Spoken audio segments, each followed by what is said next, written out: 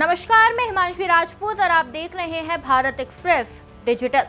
कहते हैं गेहूं के साथ घुन भी पिसता है।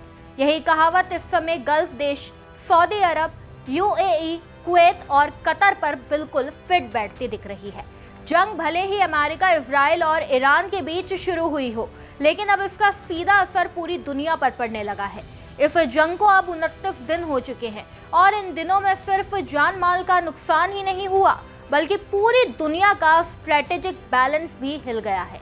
शुरुआत में ये टकराव सीमित लग रहा था, लेकिन धीरे धीरे ये एक इंटरनेशनल संकट बन गया। जंग के शुरुआती दौर में ईरान को बड़ा झटका लगा जब उसके सुप्रीम लीडर अली खामेनेई की मौत की खबर सामने आई। इसके बाद ईरान ने जवाबी कार्रवाई तेज कर दी।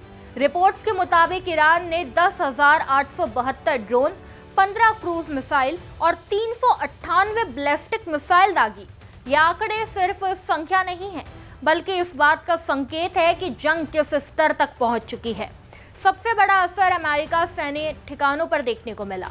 खबरों के अनुसार कई अमेरिकी बेस हाई अलर्ट पर है और सैनिकों को रिमोट ऑपरेशन तक चलाने पड़ रहे हैं। जब प्रिंस सुल्तान एयरबेस पर हमला हुआ, तब हालात की गंभीरता साफ हो गई। इसके बाद जंग का दायरा तेजी से बढ़ा। बहरीन में अमेरिकी 5th फ्लीट खतरे में बताई गई।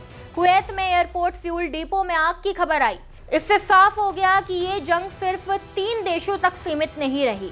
मिडल ईस्ट की जंग में सबसे बड़ा हथियार तेल माना जाता है और अब यही तेल सबसे बड़ा खतरा बनता दिख रहा है। अगर ऑयल फील्ड में आग लगती है तो वह महीनों तक जल सकती है और वैश्विक अर्थव्यवस्था को झटका दे सकती है।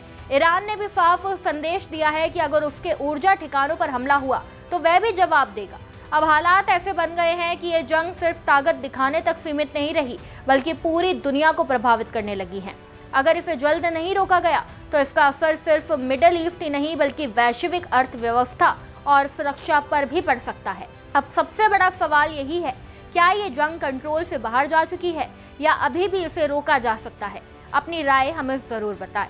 इस खबर में बस इतना ही। ऐसे ही तमाम खबरों को जानने के लिए देखते रहिए भारत एक्सप्रेस डिजिटल।